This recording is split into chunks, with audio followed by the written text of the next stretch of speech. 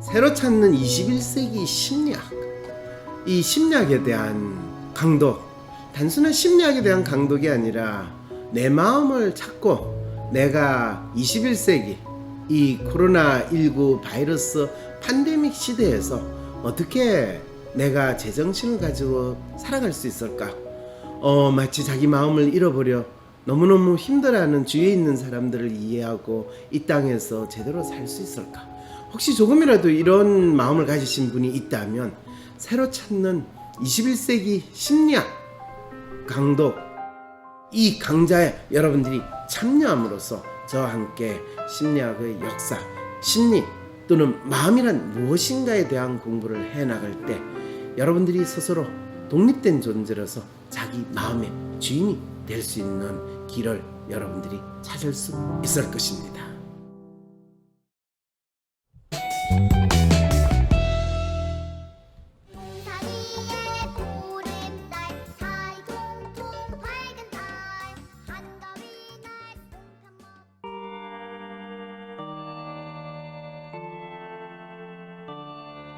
아이가 계속 잠만 자고 밤낮이 바뀌어 있어요. 아이가 사회생활을 거의 못하고 있어요. 스스로 자기가 뭘 해야 한다는 걸 찾아가지 못하고 있을 때 그 아이가 스스로 자기 생활을 찾아갈 수 있도록 우리 사회가 이런 아이를 어떻게 도와줄 것인가, 이 질문을 던져보는 것은 필요하지 않을까요? 그거를 먼저 조현병에 걸렸다, 우울병에 걸렸다, 이렇게 병에 걸렸다라고 그냥 무작정 이름 붙여가지고 약 먹어 이런 상황으로 가기 전에 저 아이가 왜 저럴까, 저 아이가 어떤 상황에서 저런 일이 벌어질까, 그거를 부모나 가족이 하기 힘들다면 그것을 좀 하나하나 찾아볼 수 있는 사람들이 필요하고, 그런 사람들이 이 사회에 더 많아져야 된다라는 이야기는 최소한 할 수 있잖아요.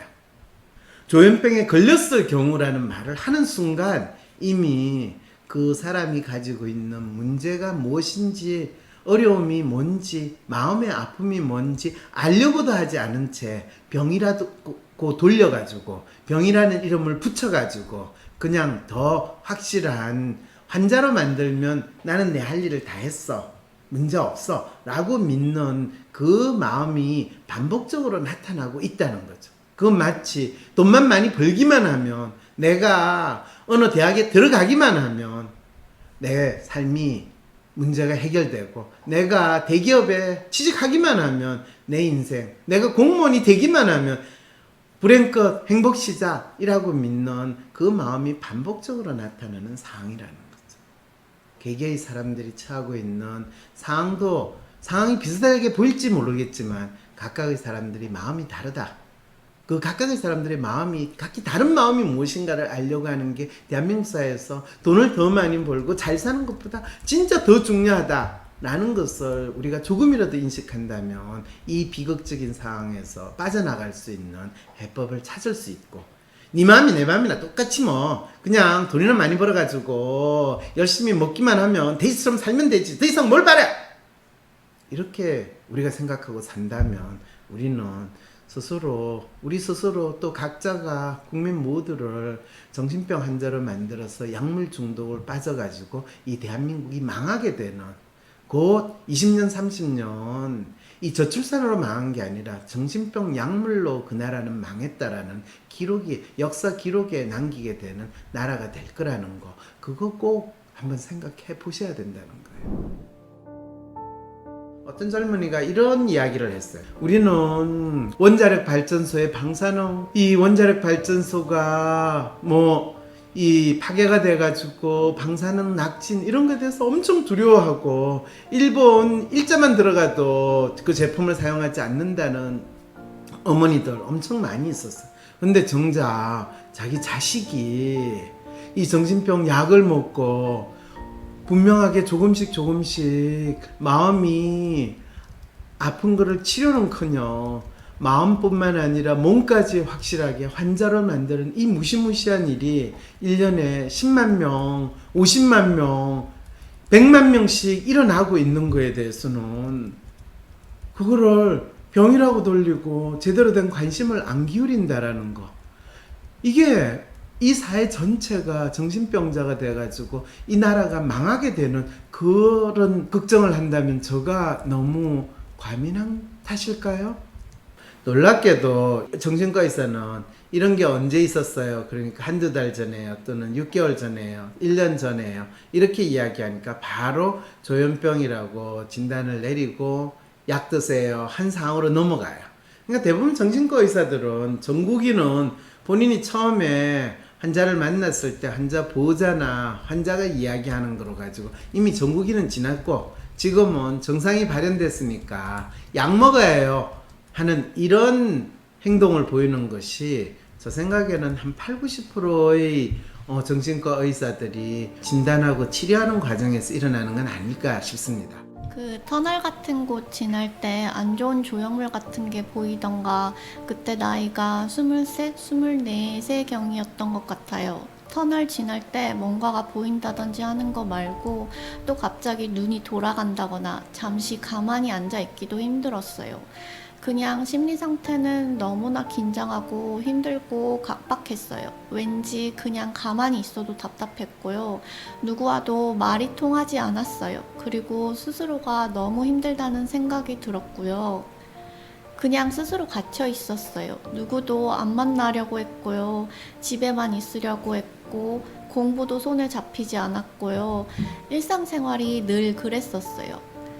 대학교 때 혼자 있었어요. 그때 자취했었거든요. 혼자서 지냈는데 너무 다른 사람도 만나고 싶지만 만나도 재미가 없고, 그리고 혼자 있는 기간이 저절로 이유 없이 많아지게 되고, 약간 무기력감이 있고 뭔가 내가 해도 별로 의욕도 없고 하고 싶은 생각도 없는 그런 생활을 했어요. 그냥 조용하게 집에만 그냥 있고 싶은 그런 상태로 지냈다라는 것이 거의 맞아요. 나도 모르겠다, 나도 모르겠다. 사람들과는 두루두루 정말 다 친하게 지냈는데 그냥 마음이 허한 느낌. 저도 모르겠어요. 왜 그런지 모르겠어요. 그냥 혼자 있고 싶어요. 뭐 그랬던 것 같아요. 자, 그래서 당연히 이 친구는 조현병이라고 진단받고 약을 먹게 되는 거죠. 자, 그 당시 그럼 엄마, 소위 말해서 보호자는 자기 아들의 상태에 대해서 뭐라고 이야기했냐? 아이가 계속 잠만 자요. 밤낮이 바뀌어 있어요. 사회생활을 거의 못하고 있어요. 뭐 이런 것들을 보고 하니까 정말 답답하고 걱정이 됩니다. 저는 아이가 그렇게 지내도 큰 문제가 없다고 생각했지만 주위 사람들은 애 버린다. 왜 애를 병원에 데리고 가지 않느냐. 이렇게 이야기를 해요. 스스로 자기가 뭘 해야 된다는 거를 찾아가지고 거기에 맞춰서 일과 시간을 정하고 거기에 따라서 움직이는 생활을 하지 못하고 있어요. 혼자 있고 주위 사람들과 고립된 듯한 생활을 계속하고 있어요. 자신의 현재 생활이나 행동을 바꾸고 싶은 마음이 그렇게 있는 것 같지도 않아요. 계속 같은 모습을 보이니까요. 처음에 문제가 된 것은 이웃집 아이를 만나서 그 아이를 혼내주기 위해 그 집에 들어가려고 한 것이었어요. 아이가 자신에게 뭐라고 얘기를 했다고 하더군요. 자기가 하지 않은 이야기를 했다고 아이에게 화를 내면서 때리겠다고. 아이를 잡고 막 흔드는 그런 감정이 막 폭발하는 듯한 행동을 보였죠. 아주 공격적이었어요. 본인한테 욕을 했다면서 그때는 집에 혼자 있었다고 해요. 이런 행동이 나온 발단은 자기가 그때 아버지랑 싸우려고 나왔었다고 해요.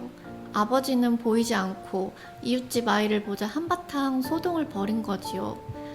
당시 아들은 아버지하고 감정이 안 좋았대요. 그래서 아빠하고 한번 싸워서 풀고 싶다는 그런 얘기를 계속했어요. 아빠 한번 우리 맞짱 뜨자.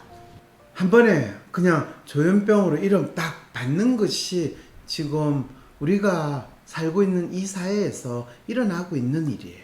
그리고 의사는 그거를 내 문제가 있으니까 병이 생긴 거예요 라고 이야기를 했을 때 약간 발작적으로 또는 우연히 일어났던 그 사람이 진짜 자기 생활 관리를 제대로 못하고 현재 자기 생활이나 행동을 바꾸고 싶은 마음이 있는데 그렇지 못하는 그 상황에서 치료라는 이름으로 진짜 진정한 정신과 환자 또 정신병이라는 신체적인 이 문제까지 일으키는 상황으로 가게 되는 과정이라는 거.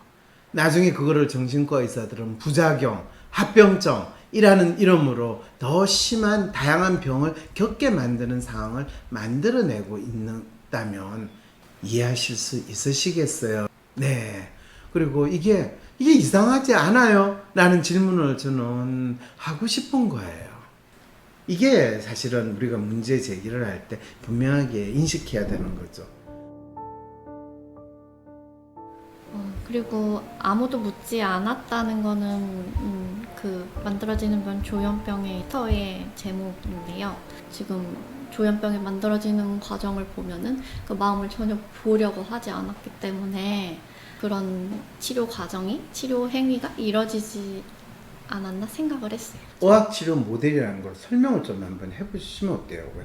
먼저 의학치료 모델에서는 몸에 어디가 아프다 했을 때 뭐 신체 어느 부위가 아프든 뭐 어느 통증을 느낄 때 예를 들어 머리가 아프다고 하면은 머리 아플 때는 그 아픔을 없애줄 수 있는 진통제를 먹고 약을 통해서 그 증상을 없애주면 이제 정상으로 돌아왔다, 제대로 회복이 되었다 이렇게 여기는데요. 네, 정신과에서는 제가 이해한 것으로는 마음이 아플 때 정신과 의사는 이게 뇌의 신경회로에 이상이 있다라고 여기겠죠.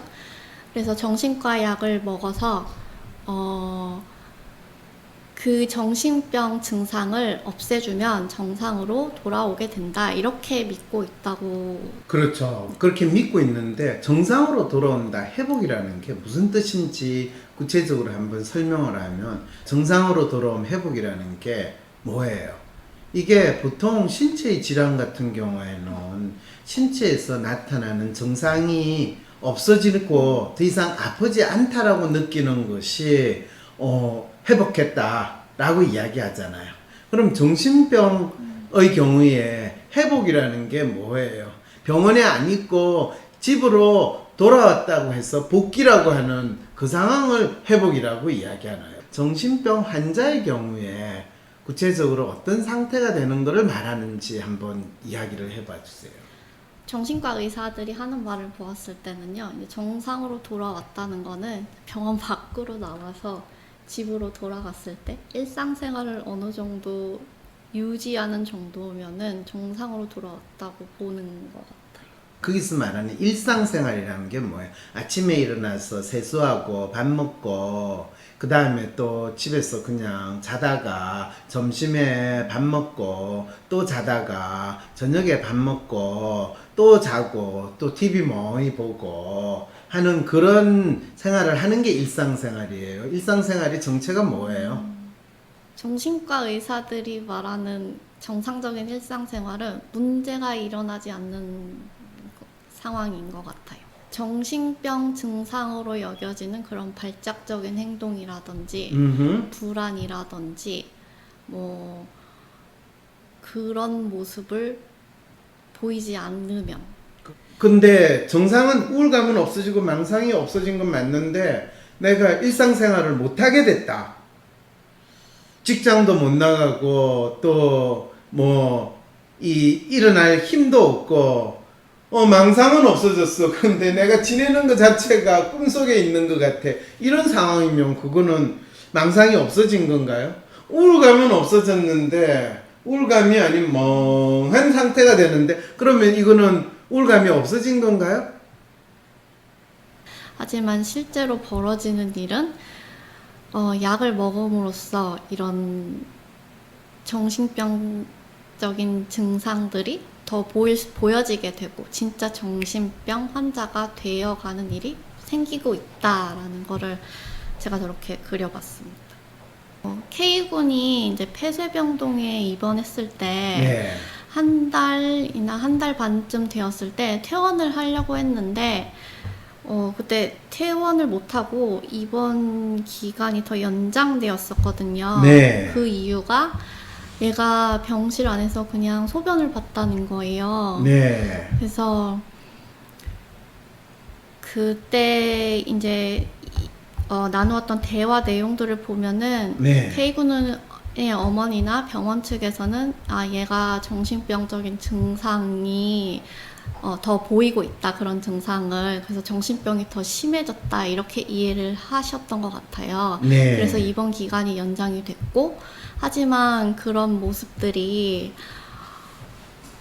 약의 복용으로 인해서 보여지는 그런 사회 태행적인 행동, 이전에는 없었던 감각 이상적인 행동들을 이제 보이는 것이다 라는 거죠.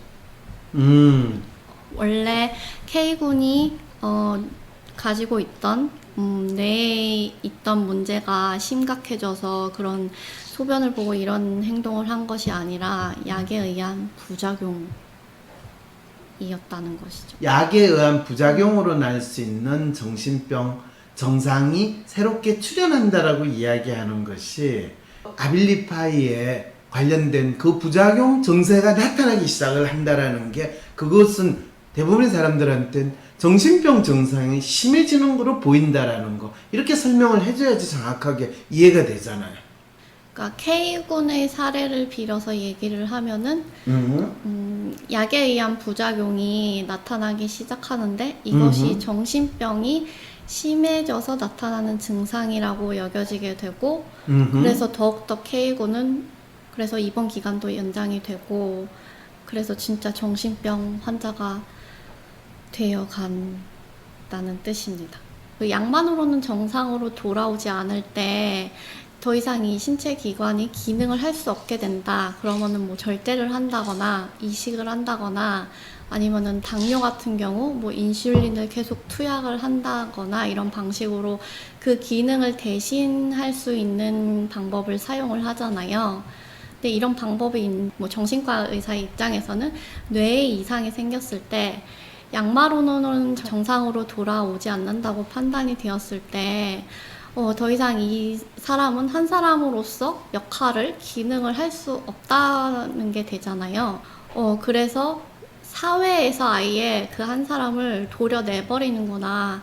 그래서 격리라는 방법이 이런 정신질환 치료에서 상당히 오랫동안 치료 방법으로 여겨져 왔구나라고 이해를 했습니다. 서구 사회에서는 어사일럼이라는 걸 만들어내 가지고 거기에 뭐 사회 불황자부터 시작해 가지고 범죄자, 거기에 가장 많이 집어넣었던 게 정신병자라고 하는 사람들도 집어넣어 가지고 사회를 격리시키는 방법을 사용을 했고, 이제 정신병이 뇌나 신경회로 이상이다 라고 하는 거를 과학적으로 강하게 주장을 하기 시작하고, 뇌에 대한 연구가 많아지면 많아질수록 일어났던 것이 1940년대와 50년대, 심지어는 60년대까지 유행했던 전두엽 절제술이라는 거. 21세기 대한민국에서도 2020년 대한민국에서도 전두엽 절제술이 뭐 조현병이든 정신병의 치료의 한 방법이라고 믿는 의사들이 아직도 있다라는 이야기까지도 해줄 수 있다는 거죠. 진짜 아무도 K군의 마음을, K군의 입장에서 주관적인 그 마음을 알려고 하지 않았던 것 같아요. 그래서 K군은 그렇게 지내다가 나중에는 그런 발작적이고 폭력적인 행동까지 보이게 되고, 또 생활은 주침야활이 되고 환청과 환시도 얘기를 하고, 이랬을 때 상급 병원에 갔는데 조현병 환자라면 바로 폐쇄병동에 입원을 했거든요. S병원, 서울병원. 그래서 저는 이 K군도 그냥 한 사람으로서 제대로 기능을, 역할을 하지 못하니까 그냥 이 사회에서 도려내기 위해 격리시킨다, 이런 과정이 그대로 일어났다고 생각했습니다. 책에 이런 내용이 있는데요. 정신병을 진단하고 규정하는 정신의학이 마치 21세기의 신흥 종교처럼 유일신의 자리에 올라 마음을 관리한다고 호언장담할 때 벌어지는 일이다. 이 문장이 있거든요. 그래서 정신의학이 어떻게 종교와 같은 건지, 이 말을 맨 처음에 들었을 때는 그렇게까지 선뜻 다가오지가 않았었어요. 그런데 의사들의 마음이 어떤지 좀 알고 나니까 그리고 사람들이 어떻게 여전히 마음에 대해 인식하고 있는지 그 모습들을 보면서 이게 진짜 중세 시대랑 별로 크게 다를 게 없구나라고 느끼게 됐거든요. 그래서 중세의 신을 믿었던 사람들은 마음이 아픔은 영혼에 생긴 문제고 이거는 신의 벌이나 악령에 의한 것이니까 당연히 사제에게 가야 되고, 왜냐하면 사제는 신의 권능을 이어받은 사람이어서 악마를 쫓아줄 수 있으니까요. 근데 현재 그런 의학을 믿는 사람들의 마음의 아픔은 뇌나 신경회로의 이상이 있는 것이고 당연히 정신과 의사에게로 가야 하고, 이 사람들은 그 중세시대 사제처럼 약을 다룰 수 있는 권능을 부여받은 사람들이니까 나의 뇌를 고쳐줄 수 있고, 그래서 이런 생각이 일상 속에서 상당히 자주 나타나는 것 같아요. 그래서 책에 딱 이 문장이 나오는데요. 정말 정신병이 마음의 문제라면 아파하고 힘들어하는 이들에게 필요한 것은 약 처방이 아니라 그들의 마음이 무엇이며 그들의 아픔의 정체를 파악하여 해결할 수 있는 방법이 무엇인지 묻는 것이 옳지 않을까. 그 사람의 마음이 무엇인지 물어보는 게 심리치료의 시작이 아닐까 생각을 했어요. 그래서 어떻게 보면 마음을 진찰하는 단계처럼 K씨한테 그렇게 지내는 거 힘드세요? 답답하진 않아요? 답답하다면 바꾸고 싶지 않나요? 이런 물음이 K군에게 필요했는데 빠졌죠. 그럼 진짜 심리치료는 어떻게 이루어져야 할까 생각을 했을 때 네. 그 사람의 마음이 무엇인지 물어보는 게 시작점이 되겠구나라고 생각을 했어요. 그 사람의 생활, 지내는 모습, 그리고 구체적인 상황들, 그 사람이 겪었던. 그럴 때 지금 이야기하는 건요, 그 사람의 객관적인 이 생활에 대해서 묻는다. 이거는 마치 역학조사관이 너 어디에 갔고 누구를 만났고 무슨 일을 했는가 라는 걸 묻는다는 거예요. 그런데 심리치료사는 또는 심리상담을 하는 사람은 역학조사관의 마음이 아니라 철저하게 그 사람한테 묻는 거예요. 너는 너에 대해서 어떻게 생각하니? 너 생활에 대해서 어떻게 생각하니? 너가 지금 지내는 거는 너는 어떻게 받아들이니? 그 사람의 마음에 대해서 묻는 거는 그 사람이 스스로 자기 자신에 대해서 어떻게 성찰하고 있고 자기 스스로 자기 생활을 어떻게 꾸려나가고 있고 어떤 마음으로 그 자기에 대한 믿음을 가지고 있고 어떤 마음으로 살고 있고 이런 걸 물어보는 거예요. 그 사람의 믿음에 대해서 물어보는데, 당신이 지금 백화점에 갔다는데 백화점은 왜 갔어요? 백화점에 뭘 하러 갔어요? 백화점에 가면 어떨 거라고 생각했어요? 이렇게 묻는 거예요. 다르네요. 달라요? 네. 어떻게 달라요? 한번 설명해 주세요. 그러니까 호구조사 같은 질문은 그냥 어떻게 했는지 뭔가 그냥 눈에 보여지는, 쉽게 얘기하면은 그냥 제3자가 봤을 때 일어나는 일들에 대해서 그냥 묻는 거라면은, 그 사람의 마음을 묻는 거는 이게 그 사람이 어떻게 받아들여지고 이 사람이 뭐라고 생각하고 믿고 있느냐, 이거를 묻는 것 같아요. 그렇죠. 그래서 그들의 마음이 무엇이며 그들의 아픔의 정체를 파악하는 거, 이게 구체적으로 어떻게 일어나는지, 이 마음에 대해서 파악하고자 하는 질문을 던지고 이 마음을 파악하고자 할 때 사람들은 다 마음의 통증을 느끼는 지점도 제각각이고 또 각자의 방식으로 자신의 마음 아픔을 표현하기 때문에 정말 마음을 파악한다는 게 정말 어려운 일이구나 다시 한번 느꼈습니다. 이런 문장이 나오는데요. 조현병 환자의 마음이 어떻게 작동하고 있는지를 그들이 보이는 행동으로만 판단하기란 쉽지 않다. 왜냐하면 이 병의 증상이라고 진단하는 단서들은 행동으로 보이는 문제뿐 아니라 그 사람의 감각과 사고의 혼란에서 비롯되는 모습들이 더 많기 때문이다. 그렇기에 정말 각기 다른 조현병 증상을 보이는 사람의 마음을 파악해야 한다. 저는 이 부분에서 그 K군이 터널에서 뭔가 보이고 막 이런 얘기를 했을 때 그것이 감각과 사고의 혼란에서 비롯되는 모습의 한 부분이 아닐까 생각이 들었었어요. 뭐, 환자의 본인에게 그때 처음 조현병이라는 진단을 받았을 때 상황이 어땠는지, 어떻게 해서 그런 진단을 받게 되었는지 가급적 꼼꼼히 물어보아야 한다. 기억이 나는 대로 가능한 한 자세하게 대답해 달라고 요청해야 한다.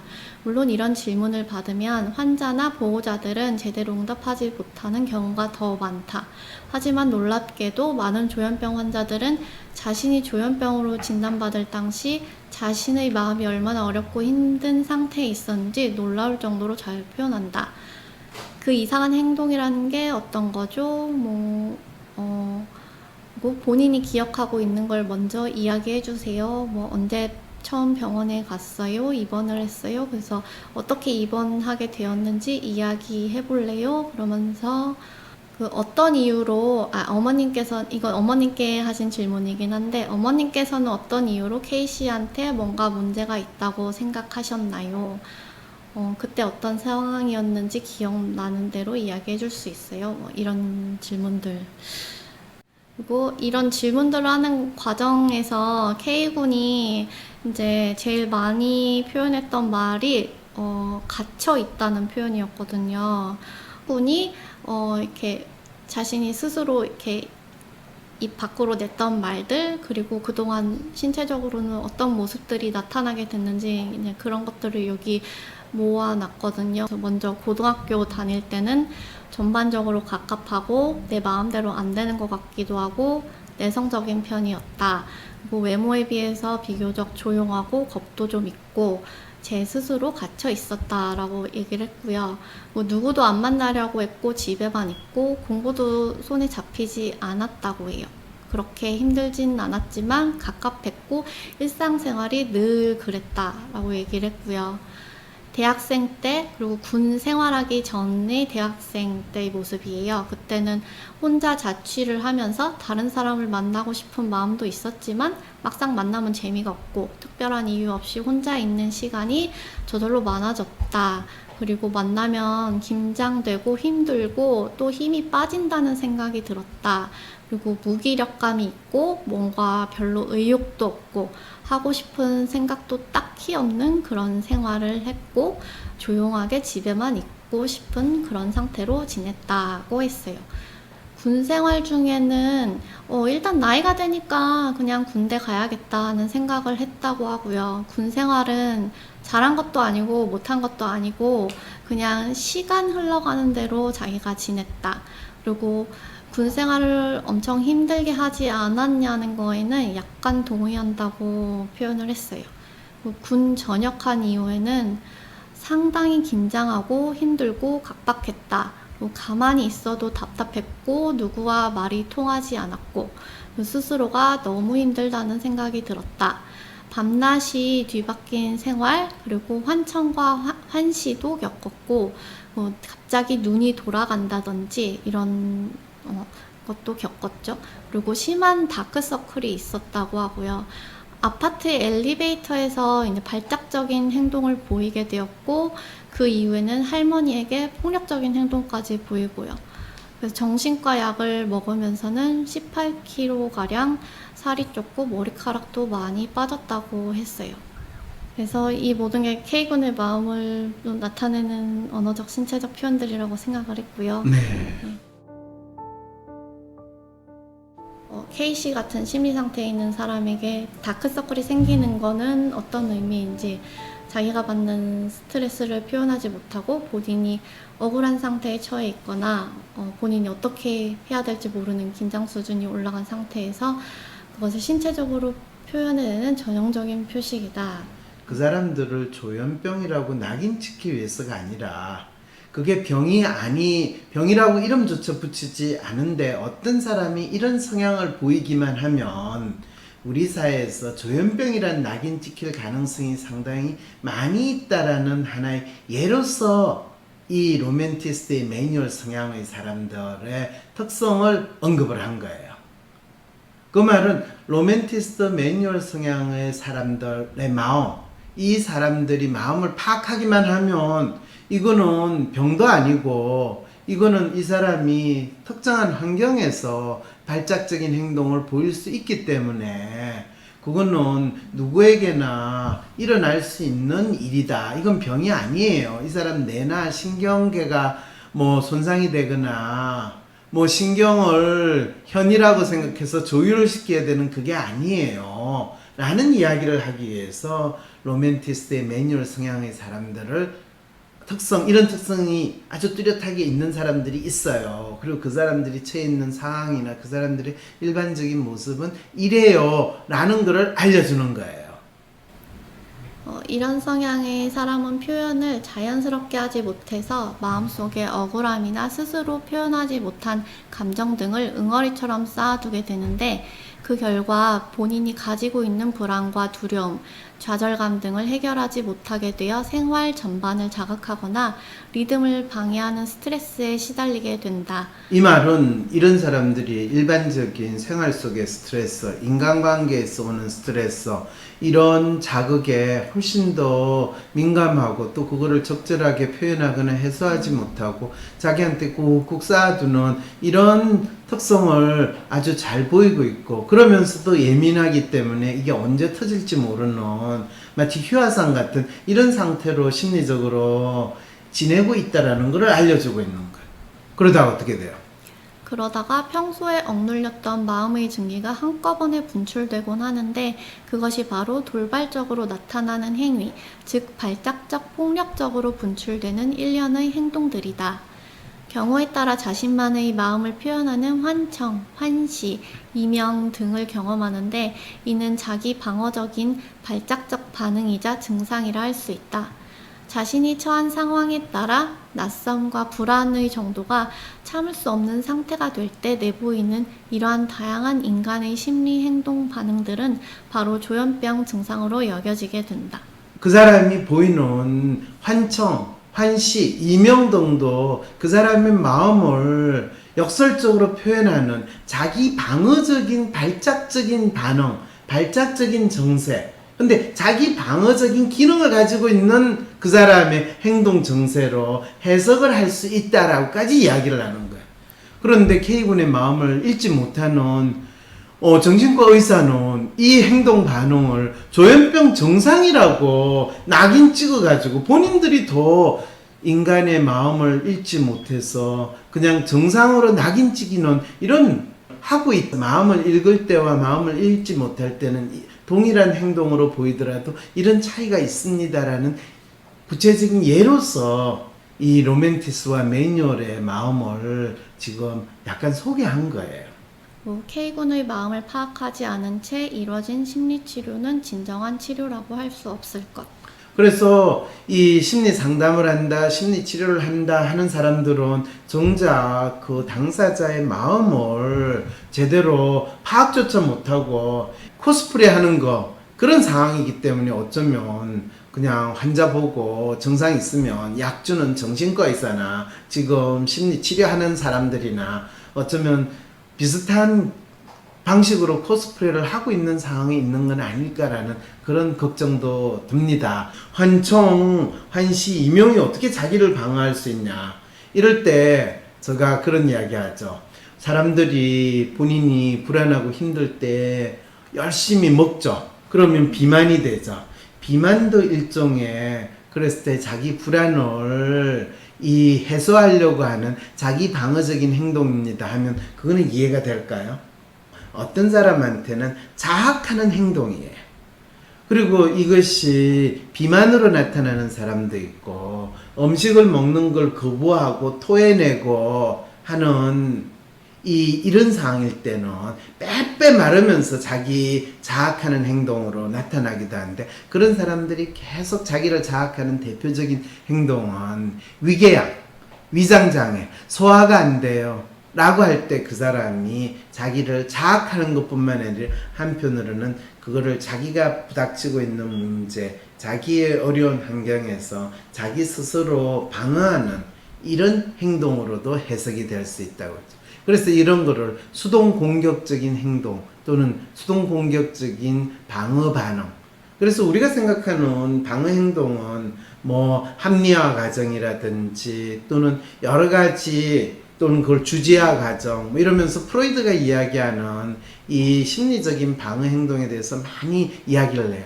일상생활에서 사람들이 살아가면서 자기 방어 행동하는 거는 다양하게 나타나요. 어떤 애가 진짜 미친 듯이 공부하는 것도 일종의 소극적인 자기 방어 행동일 수도 있고, 그랬을 때 어떤 사람은 더 높은 자리에 올라가고 더 자기가 잘났다라는 걸 다른 사람한테 인정받기 위해서 공부를 미친 듯이 하고 성적을 잘 받는 것 같지만은, 어떤 사람은 내가 그냥 있는 대로 좀 내버려둬, 나를 귀찮게 하지 말아줘 라고 하려면 내가 그냥 1등 받으면 성적이 잘 나오면 나를 덜 괴롭히니까 그렇게 하기 위해서 지내자. 그것도 또 다른 측면에서의 절실한 생존의 욕구를 표현하는 거거든.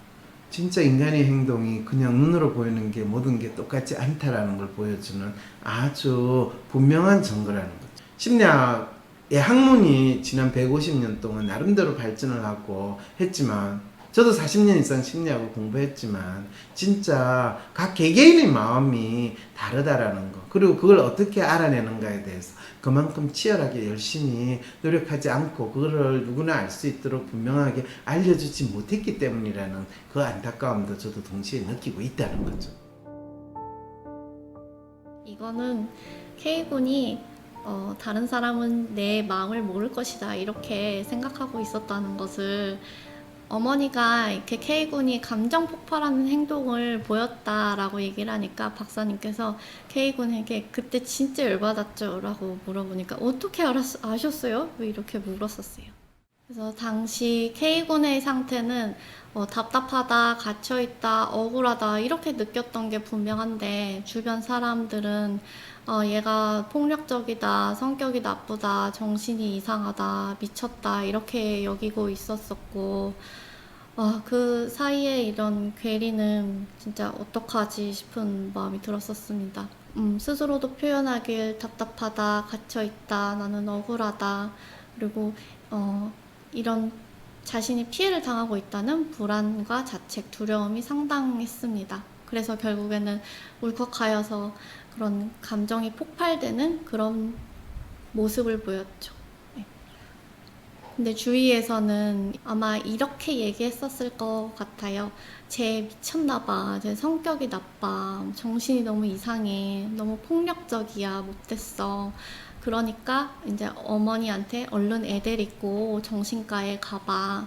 그래서 저런 행동을 보이면은 아예 이런 사람일 거라고 쉽게 단정을 하고 객관화를 시킨 일이 벌어지지 않았나 생각을 했습니다.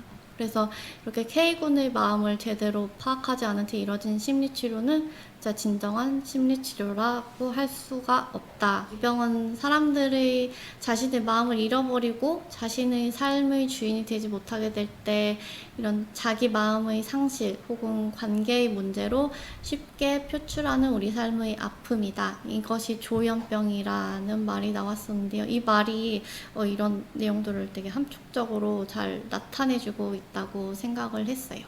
그래서 자신의 마음을 잃어버리고 자신의 삶의 주인이 되지 못했을 때 자기 마음의 상실, 그리고 관계의 문제로 이제 그 발작적인 행동들이 표출되었었죠.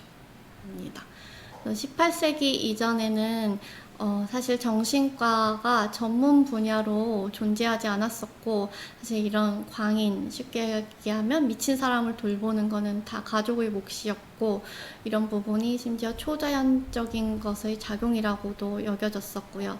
그래서 신에 의한 것, 뭐 악령에 의한 것, 이런 것처럼요.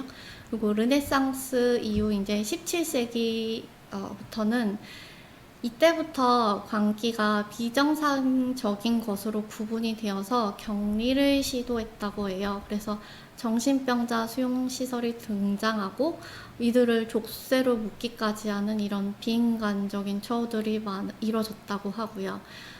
1656년에는 프랑스 빈민구제 병원이 등장했는데, 이 역시도 의료시설이 아니라 치안을 위한 준사법기관, 한마디로 뭐 방랑자나 남봉꾼 이런 미친 사람들을 수용하는 그런 기관으로서 역할을 했고요. 18세기 말 19세기 초에 들어서는 이런 광기와 비행이 이제 분리되면서 이런 광인들의 감금 장소가 보호시설로 변하게 되고 이때부터 전문 의사가 출연을 하기 시작했다고 해요. 그래서 이 광기를 질병으로 보고 신체에서 원인을 찾아 치료하는 시도도 이루어졌고요. 정신적, 도덕적 치료가 함께 이루어졌다. 한마디로 이렇게 사는 것이 제대로 사는 방법이다라고 이제 의사들이 환자들에게 교육을 시킨다는 거죠. 주입을 시키고 프랑스의 피넬 경우 이제 정신 질환자들을 수용하는 기관에서 원래 환자들을 이제 족쇄로 묶어놨었는데 이거를 이제 풀어주는 그런 일도 벌어지게 됩니다. 하지만 역시 족쇄는 풀었지만 그럼에도 이것은 신체는 해방이 되었지만 오히려 정신적, 도덕적 감금으로 변질되었다. 이렇게 미셸 푸코라는 사람이 비판을 했었고요. 의사는 자신의 권위를 통해서 환자에게 정상인 질서와 정신 가치를 그냥 가르치고 주입시킬 뿐이고 치료를 명분으로 이런 도덕적 규범이 강제되는 것, 정작 이 사람들의 이야기는 무시하는 것은 도덕적 감금이라고 표현을 했어요. 그래서 이걸 보면서 여전히 정신질환자는 비정상이고 격리 대상일 뿐이며 통제의 방법만 다를 뿐 심지어 오늘날 벌어지는 정신과 치료에서도 그대로 드러난다고 생각을 했습니다. 지난 200년 동안 상당히 인간적인 인간의 마음을 아는 정신과 치료가 있었을 거라고 많은 사람들은 기대를 했지만 실제로는 200년 전에 있었던 이 광인들을 감금하고 뭔가 치료라는 이름으로 고문을 하는 게 지금은 약이라는 걸로 대체됐을 뿐이지 치료를 명분으로 도덕적 규범을 강제하고 광인의 이야기는 무시하는 그 사람의 진짜 마음을 알아보려고 하는 건 철저하게 무시하는 것이 21세기 지금까지도 그대로 있고 정신질환자는 비정상이기에 격리 대상이고 통제의 방법만 다를 뿐 과거에 했던 것이 옳다라고 믿는 어떤 사회적 규범이나 통념을 강요해야 된다는 생각이 지금까지 21세기에도 여전히 있고 그리고 19세기 초에 이제 정신과가 전문 분야로서 이제 드디어 등장하기 시작했다고 합니다. 이때가 1세대 생물정신의학의 탄생이라고 이 책에서는 얘기하고 있다고 하고요. 근데 이때 정신질환자의 수용시설은 넘쳐나는 이런 정신질환자 때문에 혐오의 대상이 되었다고 해요. 그래서 이런 광기의 오명을 피하기 위해 신경성이라는 용어를 만들어냈다고 합니다. 그래서 19세기 중반 이후에 들어서는 이제 더 확실하게 정신병은 곧 뇌의 병이다 라는 이런 신체론적 방향이 지향되기 시작했고요. 1808년에는 이제 정신치료라는 용어가 처음 만들어졌다고 합니다. 네, 또 다른 자료를 보니까 처음으로 이런 정신치료라는 말을 사용할 당시에는 정신을 고친다가 아니라 정신으로 고친다라는 의미였다고 해요. 예, 여기서부터 가장 코미디 같은 일이 또 발생하는 거예요. 왜냐하면 정신으로 고친다라는 게 진짜 사이키아트리의 의미면 정신으로, 마음으로 몸의 문제나 또는 마음의 문제를 고친다. 지금 사이코세라피에서 이야기하는 마음의 영향으로 몸이나 마음의 아픔을 고친다라는 이 말의 핵심이 되거든요. 그런데 그렇게 되면 정신병 이꼬로 뇌의 병이라는 신체론적인 이 패러다임, 이 방향과 어떻게 보면 어긋나는 말이 돼버리잖아요. 그러니까 정신으로 고친다라는 이 말을 정신을 고친다고 그 정신 이꼴 뇌, 신경계 이렇게 이야기하는 게 실제로 이 말을 아주 돌리게 되는 이거는 이 스키조프레니아라는 거를 정신분열증이라는 단어였는데 그거를 어감이 그렇고 사람들이 무서워하니까 이 현악기의 줄을 조율한다라고 하는 조현병이라고 합시다 라고 하는 대한민국 20세기 후반, 그렇죠. 조현병이라고 한 거는 사실 20세기, 21세기에 있는 대한민국의 정신과 의사들의 마음과 19세기 초반 또는 중반, 19세기 중반이 되죠. 1808년에 처음에 나올 때는 정신으로 고친다는 의미였는데 19세기 중반 이후에 정신병 이꼴 뇌의 병이라고 신체론적인 방향을 이야기하니까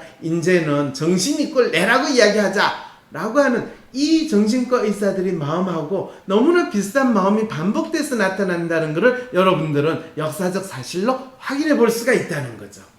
그래서 저는 처음에 정신과 의사들이 스키조프레니아, 정신분열증을 조현병이라고 이건 진짜 듣도 보도 못한 이름으로 바꾸길래 이게 뭔 일인가.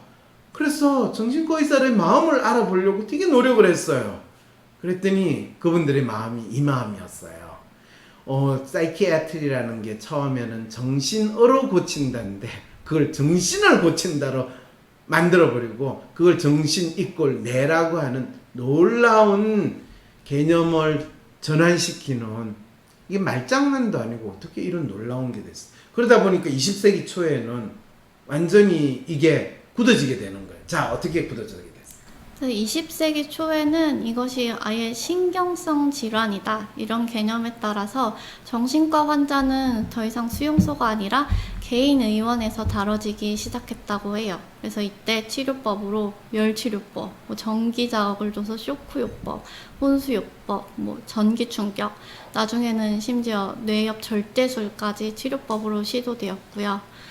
이런 물리적인 치료법이 이뤄지는 것과 함께 대안으로 사회정신의학과 지역사회정신의학이 대안으로 시도되었긴 했다고 해요. 그래서 사회정신의학이라는 거는 주변 환경 때문에 정신질환이 생긴다는 주장이었고요. 유전이나 이제 어린 시절의 경험 이런 것과는 상관이 없다라는 거죠.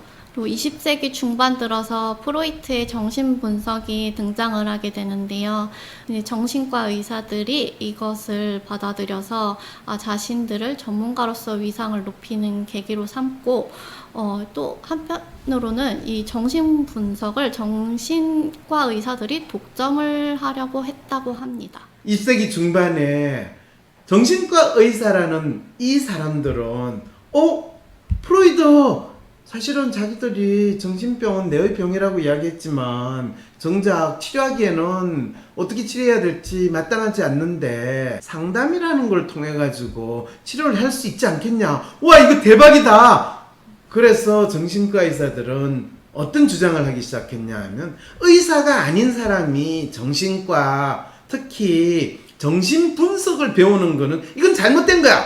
의사만이 정신분석을 배울 수 있어. 왜? 프로이드가 의사잖아. 이제 이 주장을 하기 시작하고 있는데 정작 프로이드는 무슨 소리야.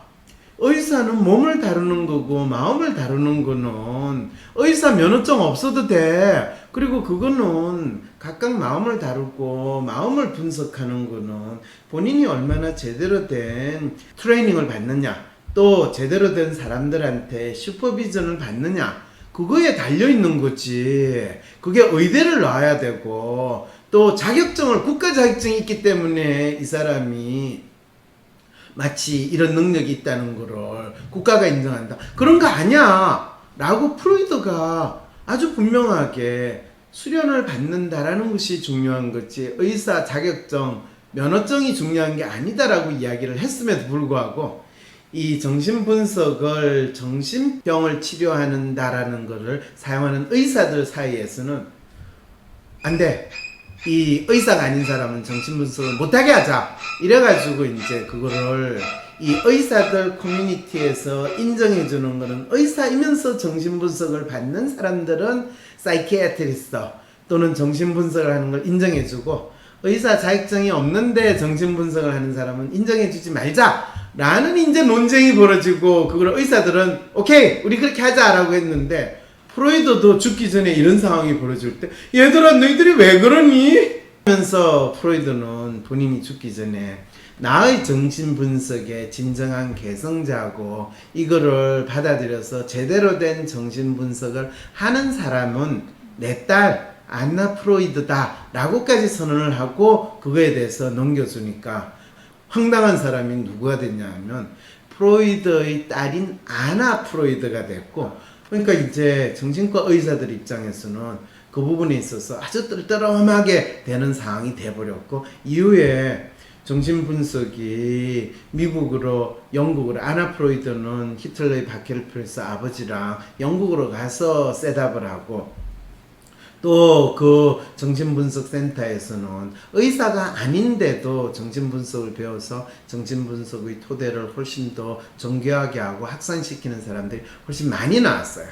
그리고 미국에서 이걸 갔을 때는 미국에 이미 자리를 잡고 있었던 심리학자들이 그 중에서 의사가 아니면서도 프로이드의 후계자라고 할 수 있는 아주 중요한 역할을 하고 또 저술을 한 대표적인 사람이 에릭 에릭슨이라는 심리학자예요.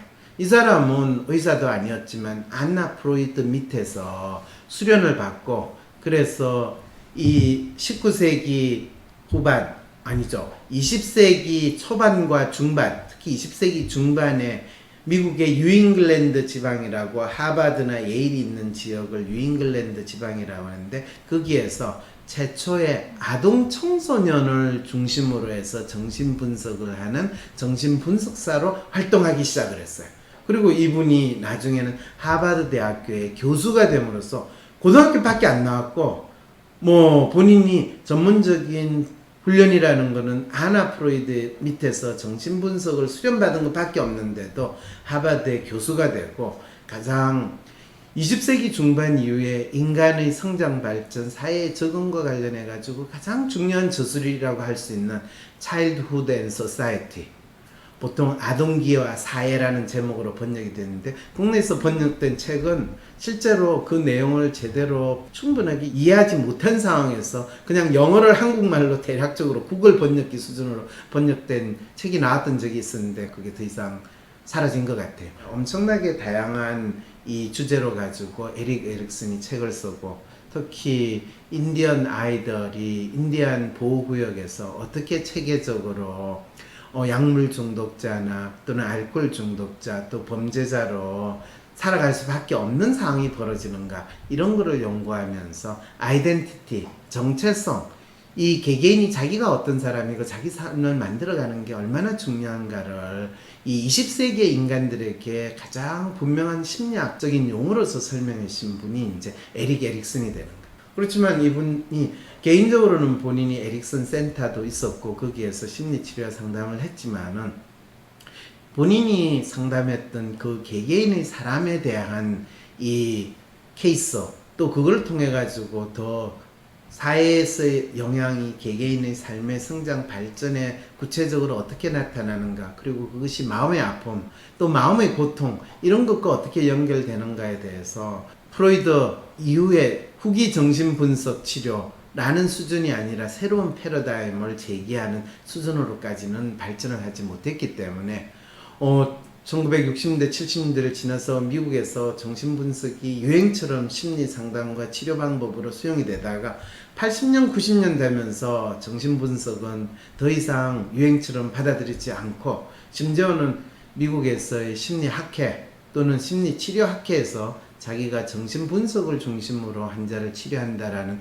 사람들의 전문가의 비율은 거의 10% 수준으로 떨어지는 이런 상황으로 바뀌었다는 거죠. 그래서 지금은 정신분석으로 치료한다라는 것은 더 이상 심리상담이나 심리치료에서 지배적인 또는 뚜렷한 방법이라고 할 수 없을 상대로까지 다양하게 심리치료나 심리상담의 영역이 확대됐음에도 불구하고 안타깝게도 심리치료와 심리상담은 그 정체성을 상실한 채로 정신과 의사들의 가벼운 정세나 생활의 문제는 심리 상담이나 심리 치료를 받고, 그게 심해가지고 스스로 자기 삶을 견디기 힘든 고통을 겪게 되고 그게 신체화 정세까지 나타나면 그냥 정신과에 가가지고 약 먹어가지고 완벽한 정신병 환자로 너 자신의 정체성을 찾아라 라는 이 상황이 벌어진 게 지금 21세기의 심리 상담과 심리 치료 그리고 정신의학의 관계가 돼 있다고 설명을 할 수 있어요. 그리고 이런 과정에서 많은 사람들은 이 약물 치료로 가지고 마치 마음을 치료할 수 있다는 착각, 혼란을 심어주게 된 것이 1차 세계대전, 2차 세계대전이 지나면서 마음의 충격, 마음의 아픔이라는 것이 우리 신체를 마비시키고 신체의 정세가 일어났다는 걸 이 극적인 전쟁터 상황에서 사람들한테는 폭탄 쇼크 또는 그 전쟁이 주는 두려움 때문에 병사들이 꼼짝도 못하고 마비된 상태로 있는 이런 이상한 행동들이 병사들이 많이 일어나니까 그거를 어떻게 치료를 해야 되느냐 라고 했을 때 1950년에 최초의 항정신병 약 클로프로마진이라는 것이 발견이 되면서 정신치료 방법은 엄청나게 새로운 변화를 거치게 되는 거죠. 이 내용을 쭉 봤을 때 정신치료 방법은 그냥 발견하고 이것저것 시도해보는 과정들이었구나. 그리고 정신약물학 역사학자 데이비드 힐리라는 사람이 이런 말을 했다고 해요. 그래서 의학 분야에서는 여태까지 흔히 보아왔듯이 치료 방법이 개발되면 그 질병의 존재를 알아채기 쉬워진다라고 했는데 이거는 그 존재를 알아채기 쉬워진다기보다는 그냥 그 병의 존재를 규정하기가 쉬워진다라고 받아들이는 게 더 맞지 않나 생각했습니다. 이게 의사들은 병의 존재나 병의 원인을 파악해서 치료를 한다라고 의사들은 믿고 싶거든요. 그런데 실제로 의학이 발전한 역사를 보면 병의 존재 자체는 아파요 하는데 그 아픈 증상을 없애기 위해서 이 방법 저 방법을 막 써봐요. 그런데 어느 하나 효과적인 방법, 증상을 마스킹 한다라고 해서 증상이 나타나지 않거나 증상이 더 이상 출현하지 않거나 또는 증상이 없어진 것처럼 보이는 어떤 치료 방법이 나오게 되면 사람들은 이제 그 치료 방법을 기초로 해가지고 그 질병의 존재를 규정하게 되는 또는 그 질병이 이런 병입니다. 그리고 그 질병에 의한 증상은 이런 치료를 쓰면 됩니다. 라고 정리가 되는 것이 의학이 발전되는 역사의 방식이라는 거예요. 그래서 사실은 이건 그러면 그거는 과학적인 측면에서 원인을 파악해가지고 그 원인을 제거하거나 원인을 바꿈으로써 이 증상을 제거하는 게 아니라 이것저것 해보다가 효과가 있으면 갑자기 그 방법이 마치 그 병을 규정하는 그런 방식이잖아요. 과학이라고 이야기하기 조금 힘든 거 아닌가요? 그렇게 이야기할 때 의사분들이 거의 버럭하죠. 무슨 소리냐. 과학이라고 우리가 믿고 있는데 넌 우리의 믿음을 지금 공격하는 거냐. 이렇게 버럭하는데 그거는 심리학을 공부하는 사람들이 가지고 있는 강박적인 믿음, 두려움하고 똑같은 거예요. 과학은 되고 싶은데 과학이 되기 힘드니까 과학이라고 불러주세요. 제발 우리 과학이라고 청의할게요.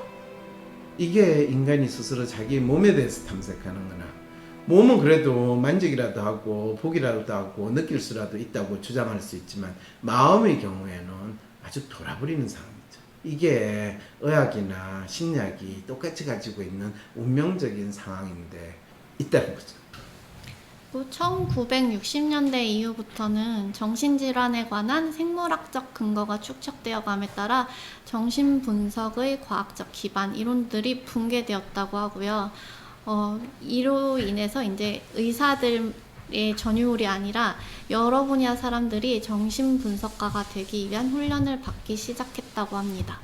20세기 말에 들어서는 정신의학이 생물학적 접근 방식을 채택하면서 이제 이거는 정신과 의사들의 생각이에요. 그들의 입장에서 이것이 과학으로서 일반 의학과 나란히 한다고 여겨지게 됐고요. 약물은 수용소에 있던 환자들을 이제 사회로 이제 쏟아내는 탈기관화를 촉진했다고 하는데요. 이제 약물을 먹으면서 이제 이들 그 광인이라고 하는 사람들이 더 이상 그런 미친 행동을 보이지 않게 되니까 이제 사회로 쏟아냈겠죠. 그러나 대부분 그들은 사회 적응에 실패를 했다고 하고요. 1970년대에는 이제 2세대 생물정신의학의 시대라고 하여서 이때는 유전학과 약물치료 두 가지가 가장 많이 대표되었다고 해요. 그래서 유전적, 뇌화학적 요인, 이런 기질적인 원인을 주장하는 진영, 그리고 다른 한편에서는 정신분석이 좀 밀려나기는 시작했지만 여전히 남아 있었던 것 같아요. 그래서 그 둘 사이의 절충적인 시각까지 크게 세 가지 시각이 혼재되어 있던 시기라고 합니다. 그리고 1990년대에는 정신분석은 더 이상 의학적인 방법으로서 인정받지 못하게 되었고요. 그리고 1990년대 미국에서는 미용 정신 약물학이라는 신조어가 등장을 했대요. 그래서 better than well이라는 그런 캐치프레이즈와 함께 이 미용 정식 약물학이라는 개념을 항우울제 프로작에 적용을 해서 이 약이 엄청 유행이 됐다고 해요. 그 옆에 그 프로작 광고 이미지인데요. 거기 보면 Wash Your Blues라고 써 있거든요. 자기의 그런 우울함을 씻어버려라. 저 프로작 저 광고 내용이 여러분들 세탁기에 넣는 가루세제 그 박스예요. 그 미국에서 가장 많이 쓰는, 주부들이 많이 쓰는 가루세제 박스인데, 그거를 프로작이라고 해서 그만큼 주부들이 본인의 우울증을 저 약으로 날려버리고, 마치 매일 세탁하듯이 매일 하나씩 하면 너의 삶의 아픔이 없어질 거다라고 이 제약사들이 일상생활에서 비타민 먹듯이 프로작을 먹고 지낼 수 있다라는 것을 광고를 했고, 어쩌면 20세기 말 또 심지어 21세기 초에 미국에서 일어났던 새로운 대중문화현상, 소비현상, 이렇게까지 이야기를 한다는 거죠. 그거를 우리나라에서는 프로작도 처방도 하지만 한때 유행했던 프로포폴, 지금은 그걸 이제 하면 항정신성 약물로 이 정부가 단속을 하니까 그게 뭐 재벌 2세 3세들이 그거를 따로 몇백만원 몇천만원 주고 가라, 환자 명부 만들어 놓고 그 주사 맞는다 그러는데, 사실은 기본적으로 약물 중독된 상태에서 본인의 마음의 아픔을 아주 합법적으로 잘 먹을 수 있는 약이 프로작이라고. 지금도 많은 주위에 있는 분들은 이 프로작을 별로 이야기 안 하고 열심히 드시는 분들 많으세요. 그래서 이 약물이 엄청 유행을 하면서 의사는 그냥 약을 전달해주는 사람으로까지 여겨지게 됐다고 해요. 미국 사회에서. 한국에서도 이미 정신과 의사는, 사실 정신과 의사들이 마치 심리 상담, 심리 치료 하는 것처럼 보여주려고 노력은 하지만은, 그거는 본인 병원에서 심리치료사, 심리상담사 따로 고용해가지고 한다고 하고, 실제로는 약물 처방자로 이미 자리를 아주 잘 매김을 하신 분들이 정신과 의사라고 할 수가 있는 거죠. 그래서 이 정신과 의사들은 이제는 완전히 약물 처방자로 인식이 바뀌어졌다고 하고요. 이런 정신질환자에 대한 인식이나 치료 방법은 이런 사회적이나 정치적 영향력을 결코 무시할 수가 없구나. 그리고 심리치료 이론, 그런 사회적인 이념, 가치체계에 기초하고 있다는 것을 역사를 통해 너무 잘 확인할 수 있는 것 같습니다. 사실 작년에 조국 씨가 법무부 장관으로 임명이 됐을 때 본인이 나름대로 개혁적이고 진보적인 조치라고 이 발표했던 내용의 가장 핵심이 이 광인들, 정신병 환자들을 더욱더 사회로부터 격리시키고 또 감금하고 그들이 만들어내는 공포나 두려움으로부터 안심하고 살 수 있게 하겠다라는 걸 발표했을 때, 저는 이 사람이야말로 진보의 탈, 인간의 가치 이런 거에 탈을 쓴 사람이지 실제로는 이 본인들이 그렇게 공격하던 보수 우파 골통들하고 인간에 대한 인식은 인간을 바라보는 마음은 너무나 동일하구나. 그래서 정치적으로 진보냐 보수냐라고 이야기하는 그 인간들은 모두 진짜 인간의 마음을 무시하고 권력, 돈만을 추구하는 사람이라는 것을 더욱더 느끼게 됐다면 제가 너무 오버하는 걸까요, 여러분? 과거 정신과에 속했던 질병은 의료화될 때마다 정신과를 벗어나 다른 영역으로 넘어가게 되었다. 신경매독은 내과 의사에게, 정신지체는 소아과 의사에게, 뇌졸중은 신경과 의사에게 그 치료 영역이 이전되었다. 또한 심리학자, 사회사업가들이 정신치료사 훈련을 받음으로써 정신치료가 이들에게 ом겨가고 뇌 생물학 분야는 신경과 의사가 점유할 가능성이 커지면서 정신과 의사의 자리가 점점 축소될 위기에 처하게 되었다.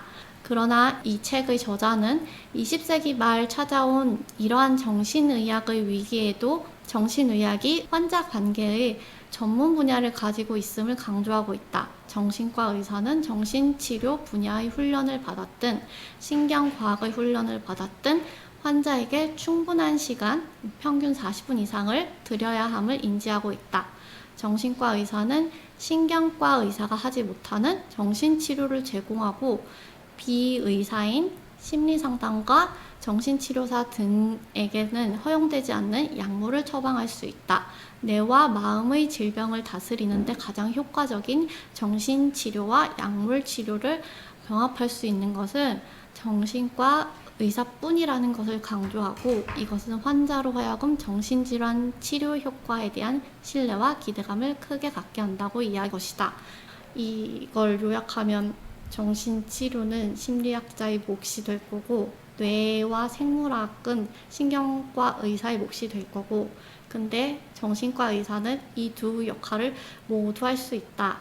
그래서 이걸 보면서 정신의학계 역시 자신의 정체성에 대해 여전히 모호하구나. 그리고 어떤 패러다임을 차용할 것인지 이것을 선택의 문제로 여기고 이에 따라 환자에 대한 규정이 달라질 뿐 정작 중요한 인간의 마음에 대해서는 알려고 하지 않는 것 같다는 느낌을 받았습니다. 정신과 의사는 심리학자와 신경과 의사 역할을 다 할 수 있다 라고 하는 마음을 표시하는데 꼭 그렇게 해주셨으면 좋겠어요. 그렇지만은 심리학자의 역할을 하는 데 있어서 이 심리학자가 마음을 탐구하는 게 어떤 거다라는 걸 정신과 의사가 조금이라도 배우고 또 그거를 수련할 수 있으면 좋겠는데 안타깝게도 대한민국에서 정신과 의사가 환자를 보는 시간은 3분, 5분 또는 기껏해봤자 10분 이상 결코 넘어가지 않는데 정신과 의사는 심리 검사를 본인들이 사용한다고 하면서도 심리 상담하는 친구가 해주는 검사 결과조차도 제대로 이해하지 못하는 게 지금 정신과 의사분들이 이 심리학자의 역할을 하시는 거거든요. 신경과 정신과 의사가 심리학자의 역할, 심리상담가의 역할을 좀 잘 해주시면 좋겠어요. 정신과 의사는 사람의 마음을 전혀 들여다보지 않는데 그런데 드라마나 영화 이 소설 같은 데에서는 정신과 의사가 마음을 들여다보는 것처럼 다 꾸며져 있는 그렇게 열심히 사람들한테 알려지는 이유는 뭘까요? 그냥 이랬으면 좋겠다라는 판타지. 그렇죠. 많은 대중들이 간절하게 바라는 그 희망상 그거를 그 영화나 드라마에서 판타지처럼 있는데 근데 실제로 현실에서 활동하는 정신과 의사분들은 자신들이 마음을 들여다본다고 이야기를 하나요? 아니면 우리는 마음 안 보고요. 우리는 뇌와 신경계에 대해서만 봅니다. 이런 이야기를 하나요? 그게 궁금해요, 저도. 아, 그게 궁금해요.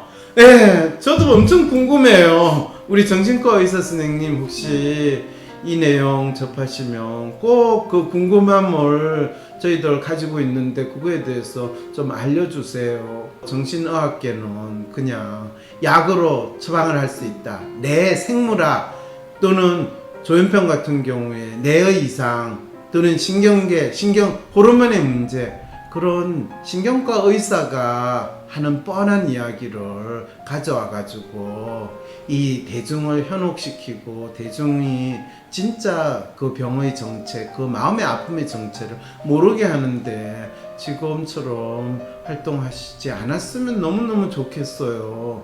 제발 환자의 마음에 대해 조금이라도 관심을 가져주세요. 저는 이런 이야기를 진짜 하고 싶어요.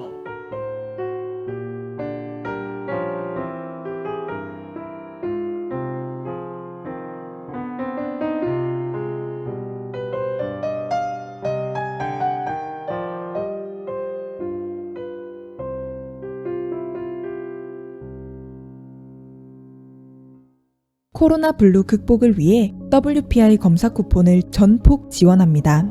코로나19로 어려운 시기를 보내고 계신 여러분들, WPI 상담 코칭 전문가에게 WPI 프로파일 분석과 심리 상담도 받아보세요. 자신에 대해, 스트레스의 원인에 대해 정확하게 파악하면 마음의 위안을 넘어 극복의 기회로 발돋움할 수 있답니다. 화상 상담과 대면 상담 모두 가능하니 부담 없이 성함, 연락처, 고민 사연을 wpipc@naver.com으로 보내주세요. 주변에 심리 상담을 권하고 싶은 지인이 있다면 WPI 무료 상담 이벤트를 소개해주세요. 마음의 다독임이 절실한 지금, WPI 쿠폰 증정 무료 상담을 기회로 어떤 위기에도 흔들리지 않는 단단한 마음을 만들어보세요. 궁금한 점은 위즈덤 센터로 연락주세요. 코로나로 인한 비대면 시대. 얼굴을 마주하지 않고 일한다고 대인관계 스트레스가 없는 것은 아니죠. 이럴 때일수록 보지 않고도 상대방에 대해서 알 수 있는 능력이 더 필요하겠죠? 검사 한 번으로 그 사람의 성격을 훤히 알려주는 WPI 성격검사. WPI 상담 코칭 초급과정 워크숍에 참여하셔서 WPI를 활용하여 얼굴을 안 보고도 다른 사람을 이해하고 파악하는 방법뿐 아니라 WPI를 직장에서의 업무 능력이나 비즈니스에 활용하는 방안에 대해서도 배워보세요. WPI를 활용한 통찰력 있는 상담가가 되고 싶으신 분들도 WPI 상담 코칭 초급과정 워크숍에 참여하셔서 WPI 상담 코칭 전문가로서의 첫 발을 떼어보시기 바랍니다. 10월 17일 WPI 초급과정 워크숍에 참여하시면 하루 8시간 동안 황상민 박사에게 WPI에 대해서도 배우고 자신의 관계 및 인생 고민에 대해 1:1 성격 맞춤별 코칭도 받을 수 있답니다. 자신에 대해서, 타인에 대해서, 그리고 삶에 대해서 더 알고 싶으신 분들, 상담가로서 제2의 인생을 꿈꾸시는 분들, 10월 17일 WPI 상담 코칭 초급과정 워크숍이 여러분을 기다리고 있습니다. 지금 빨리 신청하세요. 황상민 박사님과 1:1 비공개 상담을 할 수 있다고요? 비슷한 WPI 프로파일, 상담 사연을 봐도 알 수 없었던 자신의 본질적인 문제를 파악하고 생각지도 못했던 실용적인 해결 방법을 얻으실 수 있습니다. 자기 삶의 통찰을 얻으시고 반복되는 문제에서 벗어나 원하시는 삶을 살아가세요. 관련 문의는 위즈덤 센터로 연락 바랍니다. 때론 귀여움으로, 때론 멋진 스타일로, 때론 호통으로, 또는 날카로운 통찰로 때론 허당미까지 당신의 불면을 밝혀줄 황상민의 심리상담소가 훨훨 날아갈 수 있게 작은 약속이 모여 응원해주세요. 후원해주세요. 당신의 후원으로 쑥쑥 크는 황심소. 해피 나눔을 통해 후원 가능합니다.